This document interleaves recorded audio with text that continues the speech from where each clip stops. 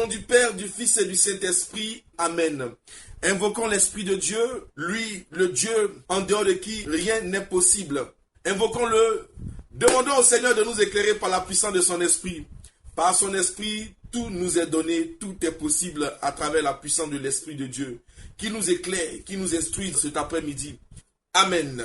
Alors, mes bien-aimés, nous allons partager quelque chose d'important encore, mais de très court. De très court, nous n'allons pas être long. Nous allons juste partager une vérité. Alors, nous avons dit depuis le début de la semaine, nous prêchions donc sur l'invocation du nom du Seigneur. On l'a dit en Genèse chapitre 4, le verset 26. C'est alors que l'on commença à invoquer le nom du Seigneur.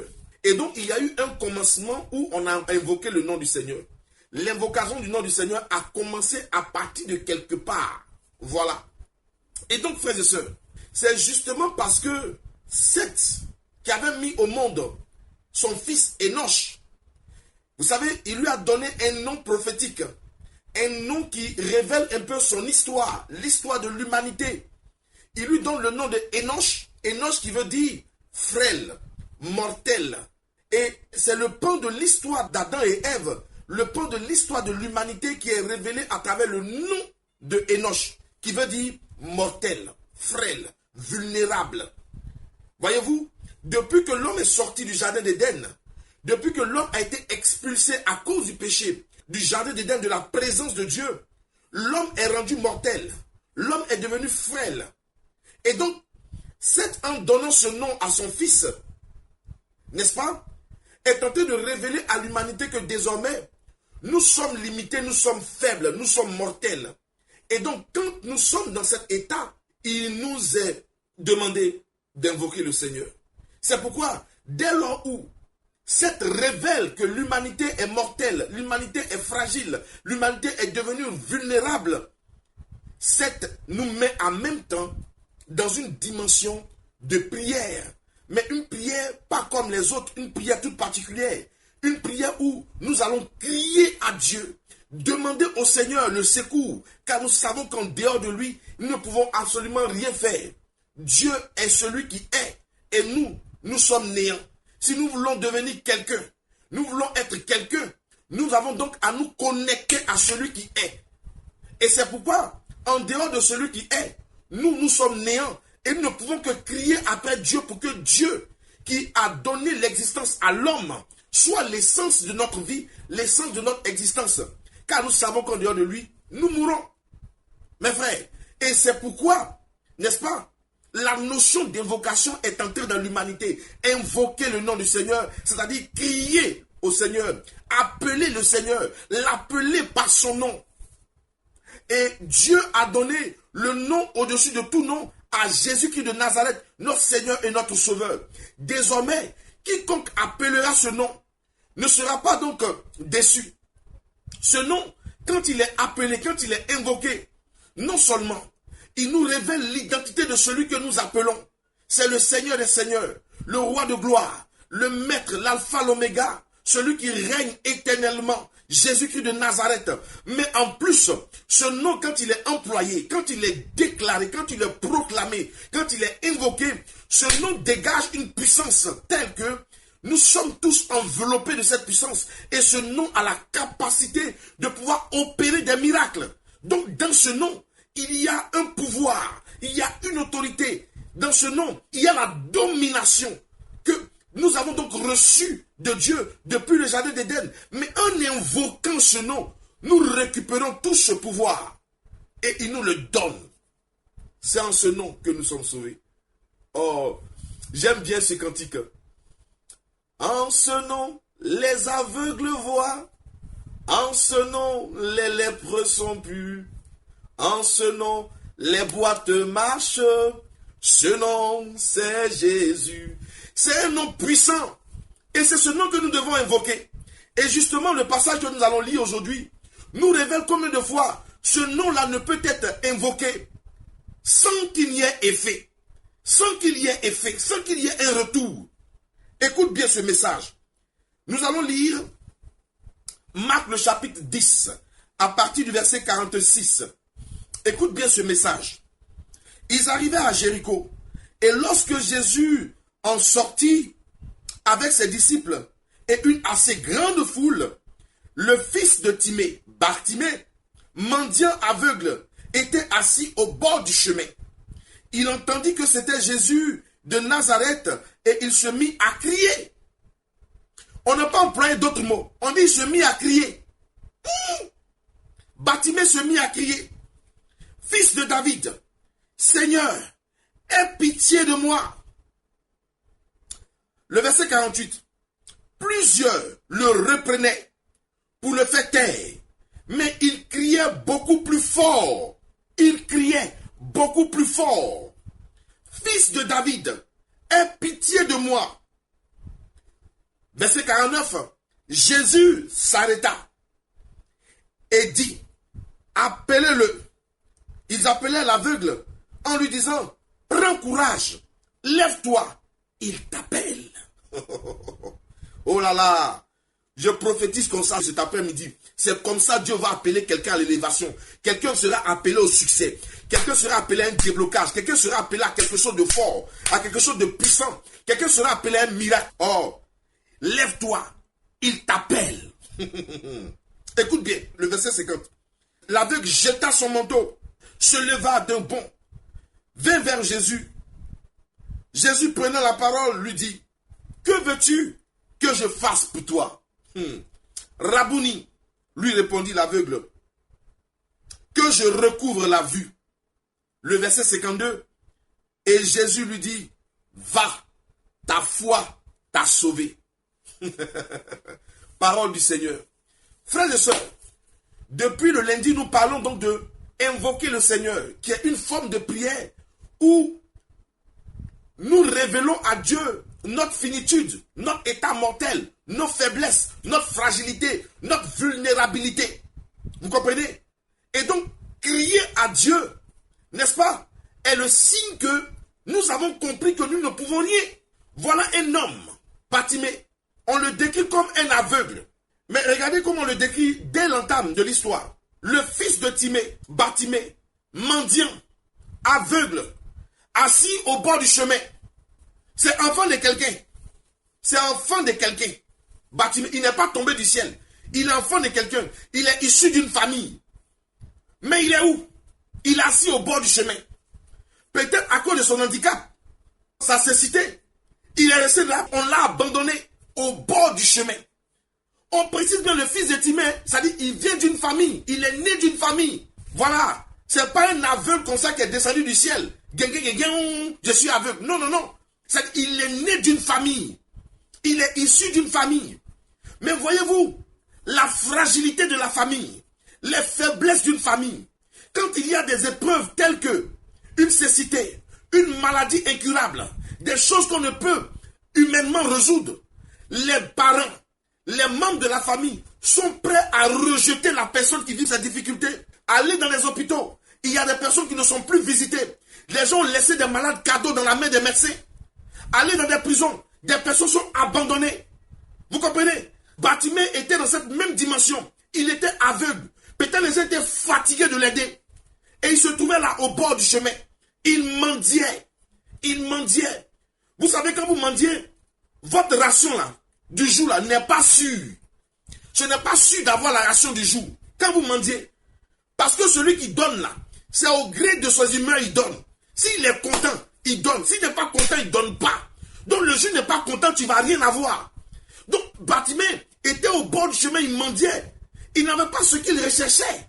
Alors en fait, en décrivant l'histoire de Bartimée, en révélant un peu le plan de son histoire, on découvre la fragilité de l'homme, la vulnérabilité de l'homme. L'homme n'est rien. L'homme n'est rien. Regardez à quoi un homme est réduit. Il est dans la rue. Il avait un seul manteau, un seul vêtement sur lui, au bord du chemin. Et ça ne mettait personne. Les gens le voient, mais ça ne leur dit absolument rien. Nous passons dans les rues, c'est bientôt Noël.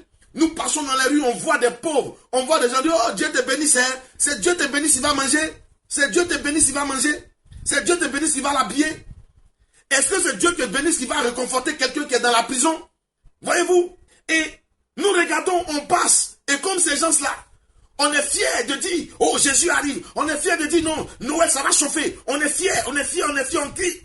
Mais autour de nous, là, la mission à laquelle Dieu nous a appelés, là, les malades, les fous, est-ce qu'il y a quelqu'un qui peut être aussi courageux pour prendre un fou, le laver, le nettoyer et l'habiller pour ce temps de fête de Noël?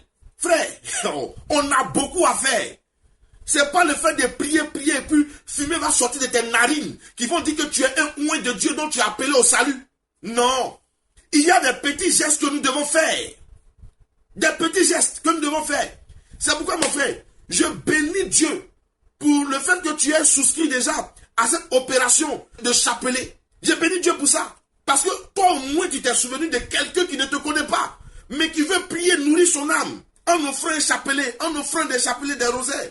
Que Dieu bénisse ta vie déjà. Frère, Bartimée, il était là.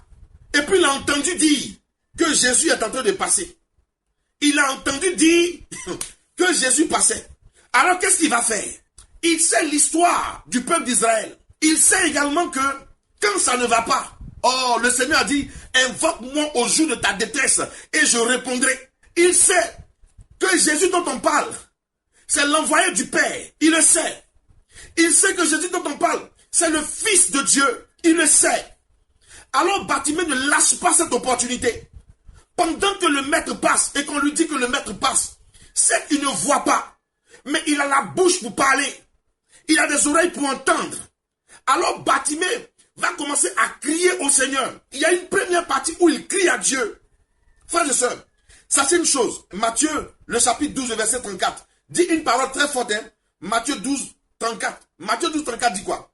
Dit, c'est de l'abondance du cœur que la bouche parle. C'est de l'abondance du cœur que la bouche là parle. Quand ton cœur est débordant de quelque chose, ta bouche finit par parler de ça. Voilà. Et donc, écoute bien. Bartimée s'est mis à crier. Ce qui sort de sa bouche révèle ce qu'il y a comme, n'est-ce pas, révélation de son cœur. Ce qu'il y a comme notion dans son cœur. Son cœur était débordant de Jésus, fils de David. Son cœur était débordant de Jésus, fils de David, l'envoyé du Père, le Messie.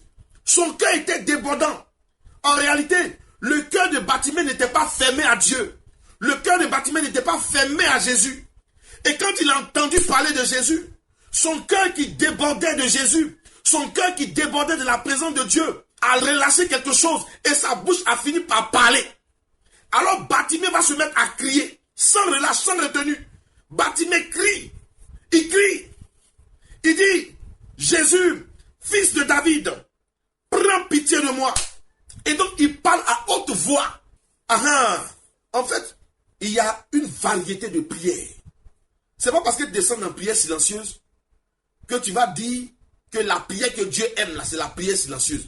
Non. Dieu aime les prières. Il aime le débordement de notre cœur pour lui. Quand notre cœur déborde d'amour pour lui là, n'est-ce pas? Des fois, ça se manifeste à travers soit des réactions douces, silencieuses, ou encore des réactions qui sont chaudes. Comprenez ça un peu? Seigneur, il est dans la brise légère. C'est vrai. Dieu est dans la brise légère. Voilà. Au temps d'Élie là, Dieu est dans la brise légère. C'est vrai. Mais à la Pentecôte là, c'était pas dans brise légère. C'était dans un ouragan. Il y a eu tremblement. Voilà. Donc, ne limitons pas Dieu dans des choses. Dieu agit quand il veut, comme il veut. S'il était seulement braqué sur la prière silencieuse, jamais il n'aurait écouté Bartimée. Jamais. Jamais il n'aurait écouté Bartimée. Bartimée a crié. Il a parlé à haute voix. Au point où ceux qui étaient autour de lui étaient dérangés. On dit, mais tais-toi, toi. Le maître passe et puis tu te mets à vociférer, quoi. Tu cries. Tu comprends un peu? Bartimée a crié au maître. Mais il crie avec des paroles prophétiques. Il dit une prière qui vient du fond de son cœur. Son cœur débordant de Dieu. Et il ne le dit pas parce qu'on le dit de manière machinale. Mais il sait que Jésus est le descendant de David, fils de David. Il est celui qui est venu ôter le péché du monde. C'est pourquoi il dit, Jésus, fils de David, prends pitié de moi. Vous comprenez? Prends pitié de mes faiblesses. Prends pitié de ma vulnérabilité. Prends pitié de mes limites. Viens à mon secours. Depuis que nous sommes sortis du jardin, nous sommes livrés à nous-mêmes. Sans toi, on ne peut rien. Jésus-Christ, fils de David, prends pitié de nous. Voilà des paroles prophétiques. Vous comprenez? Bartimée a crié, oh, il a crié. Il a appelé Jésus. La foule s'indignait. Les gens le rabrouaient. On voulait le faire taire. On voulait fermer sa bouche. Mais c'était mal connaître Bartimée. Il attendait longtemps cette occasion. Parce qu'il sait combien de fois il a souffert. Il sait la souffrance dans laquelle il est. Il veut en finir avec. Il veut sortir de cette souffrance. C'est pourquoi la seule opportunité qui lui est donnée, il ne lâche pas prise. Écoutez, on dit Jésus est en train de sortir de Jéricho. C'est quand il va revenir encore. Bon, écoute bien, le verset 46, le commencement. Ils arrivaient à Jéricho. Et lorsque Jésus en sortit, Jésus sortait de Jéricho avec ses disciples. Donc lui, il était au bord du chemin. S'il a raté cette occasion-là, c'est fini pour lui. Alors il crie. On veut le faire taire. Bartimée, tais-toi. Ah, tais-toi. Le maître passe et puis tu veux l'embrouiller. C'est maintenant qu'on dit tais-toi là. Il a mis volume. Il crie davantage. Et finalement, là nous allons découvrir la puissance de l'invocation du nom du Seigneur. C'est que quand on invoque le nom du Seigneur, il y a que le Seigneur, ça dit, s'arrête. Comme si Dieu arrêtait le cours de l'histoire à cause de ton cri qui est monté à lui. Comme si Dieu mettait pause à tout ce qui se déroule. Parce qu'il a entendu le cri de son enfant monter à lui. Oh, Dieu est parti parler à Moïse en Exode chapitre 3. Exode chapitre 3. Dieu est allé lui parler. Dieu lui dit, j'ai entendu le cri de mon peuple. J'ai entendu les gémissements de mon peuple. C'est-à-dire des cris avec douleur, avec souffrance. Dieu a entendu. C'est pourquoi il s'est levé et il est venu choisir Moïse dans le désert. Quand Dieu entend le cri de ses enfants, j'ai dit, tout fait silence. Tout est mis en mode pause. En mode pause. Parce que Dieu veut s'occuper spécialement de son enfant qui a crié à lui. Bartimée crie. Alors que Jésus était occupé à partir, à faire d'autres choses, le maître s'arrête. Qui peut donc oser arrêter le maître dans ses œuvres? Qui peut donc oser arrêter la marche du maître? C'est le cri de celui qui invoque le Seigneur, qui lui fait confiance. Celui qui sait invoquer le Seigneur arrêtera Dieu sur sa situation, arrêtera Dieu sur son problème. Quand il sait crier à lui, quand il sait prier, il sait crier à Jésus. Jésus, frère, Jésus, oh, il est occupé à toucher des gens, à visiter, à faire sa mission. Dans son programme là, c'était pas prévu même que Bartimée soit dedans. Même Bartimée s'est invité dans le programme du maître. Le maître avait fini à Jéricho, il partait. Mais Bartimée s'est invité à cause de quoi? De son cri.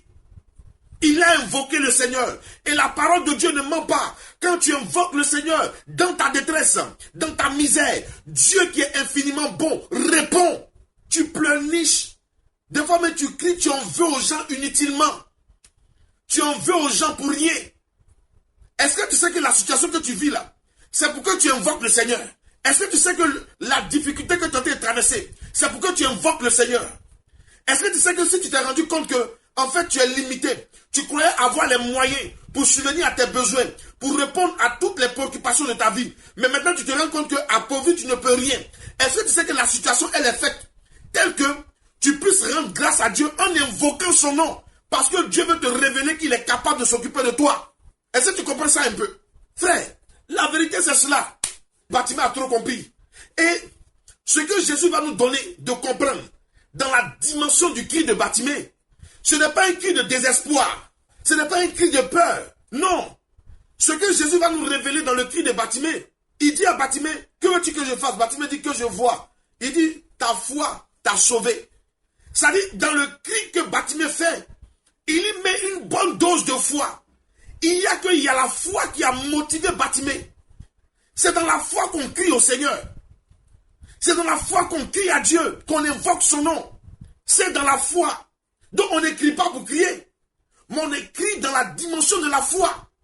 On crie parce que nous sommes poussés par la foi. Ce n'est pas des cris de frayeur. Ce n'est pas des cris de peur. Non, mais bien au contraire, c'est un cri d'espérance. Parce que celui à qui nous voulons nous confier, celui que nous appelons, celui que nous déclarons son nom dans notre cri, celui-là, on sait que rien ne lui est impossible. que avant même de crier à lui pour lui demander quoi que ce soit, il a déjà fait. C'est pourquoi notre cri là, c'est un cri d'espérance et non un cri de désespoir. C'est un cri d'espérance. Bartimée, il ne s'attendait pas à ce que Jésus soit là, mais il a entendu. Oh, il a entendu seulement. Regardez comment Bartimée a mis en pratique, n'est-ce pas, ce qu'il savait de Jésus. Il savait que si cet homme passait auprès de lui, si cet homme lui disait quelque chose, si cet homme le touchait, si cet homme disait quelque chose sur sa vie serait complètement bouleversée, changée totalement. Alors il crie à lui sans cesse. Est-ce que tu peux faire comme Bartimée? Est-ce que tu peux crier à Jésus? Est-ce que tu peux sans relâche crier à lui? Voilà. Ton frère, ton voisin, ton ami du quartier et même ton collègue au bureau là, c'est pas lui qui est ton sorcier. C'est pas celui qui t'empêche de réussir. Non, si tu vis une situation telle que ce qui est en train de vivre là, c'est simplement parce que Dieu veut que tu cries à lui. Crie à Dieu. Tu verras la main de Dieu se déployer pour toi. Jamais on n'a entendu dire ceux qui ont crié au Seigneur n'ont pas été secourus. Jamais.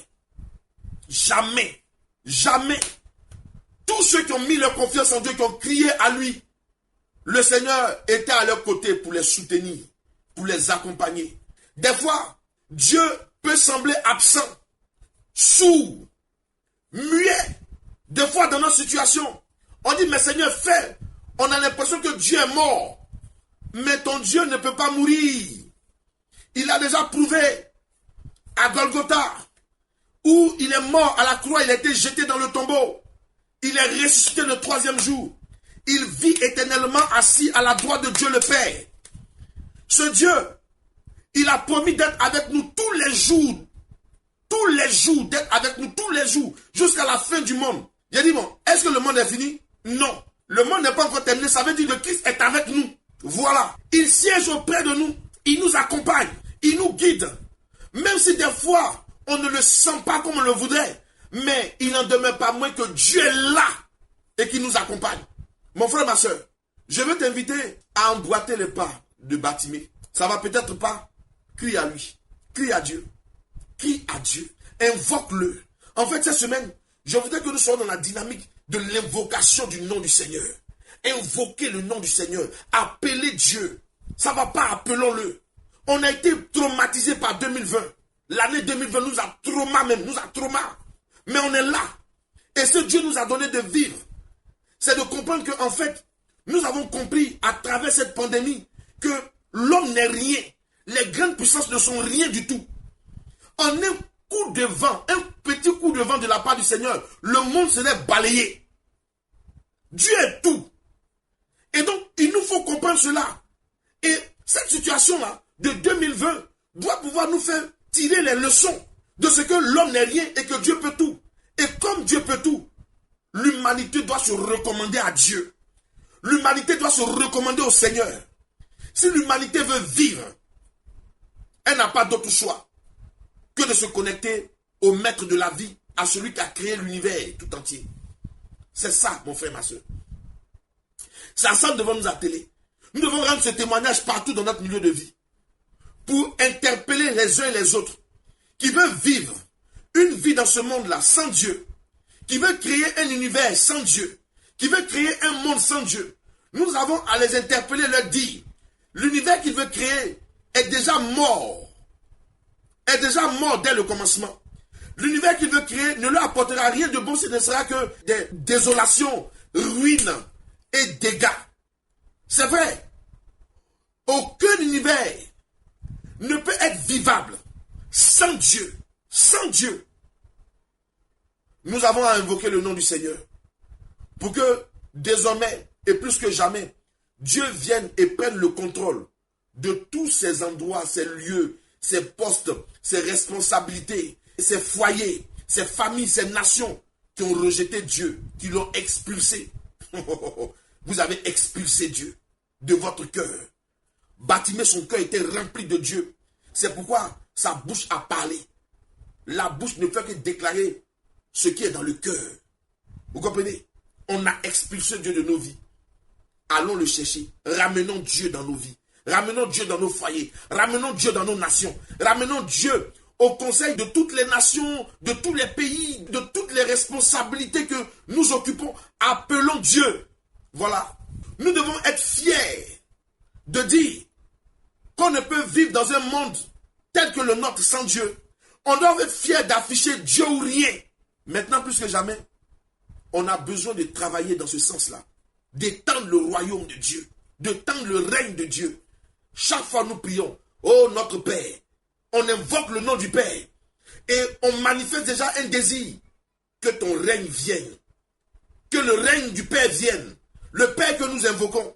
C'est-à-dire que l'exercice de son règne, quand il le mène, c'est un règne où nous entrons dans nos bénédictions, dans nos grâces. Nous sommes guéris, nous sommes restaurés. C'est la manifestation du règne de Dieu. Et chaque matin, nous crions au Père et nous lui disons que ton règne vienne.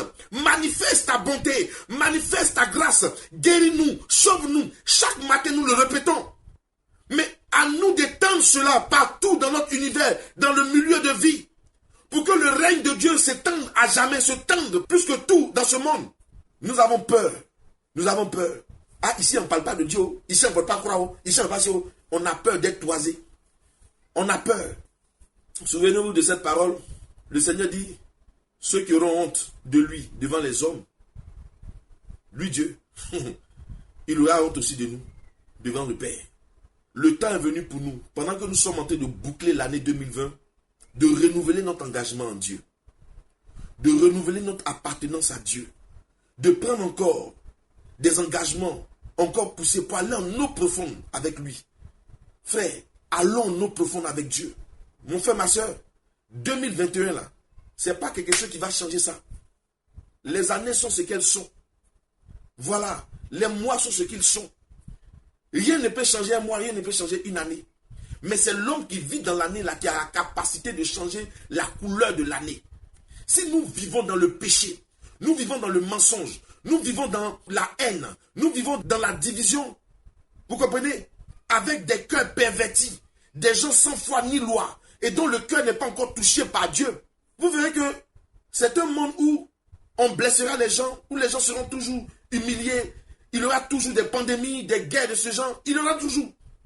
Parce que c'est nous qui donnons la coloration à l'année qui vient. Tu pourras donner une coloration nouvelle à l'année 2021 en fonction du travail que toi-même tu as fait avec Dieu. C'est-à-dire ton cœur que tu vas demander à Dieu de purifier. Ta vie que tu vas demander à Dieu de purifier. Tous les actes de péché dans lesquels on a été plongé. Il faut qu'on sorte de là. C'est au nom de toutes ces actions-là que 2021, là, ça peut sentir bon pour nous. Voilà. Les temps de prière, les temps de méditation, les temps d'intimité avec le Seigneur, nos participations aux célébrations eucharistiques, nos participations à l'adoration eucharistique, notre participation personnelle devant le Saint-Sacrement. C'est tout cela qui va contribuer à vivre une année 2021 de succès et de bonheur. Sinon, c'est pas qu'on va dire que 2021 soit bon pour toi. C'est pas ça qui a changé ta vie. Les vœux, là, ça ne peut pas changer ta vie. C'est quand tu vas commencer à te mettre en mouvement là. Et les choses vont commencer à changer. Je t'ai parlé. Et je pense que Dieu a mis à mon cœur pour parler. Voilà. Et que Dieu te bénisse abondamment. Que Dieu vous garde précieusement dans les creux de ses mains. Nous nous donnons rendez-vous demain, 4h GMT pour l'intercession matinale et à 13h GMT pour le pain quotidien. Portez-vous bien. N'oubliez pas de liker et de vous abonner à la page Hâte de Cappadoce. Portez-vous bien. Bye bye.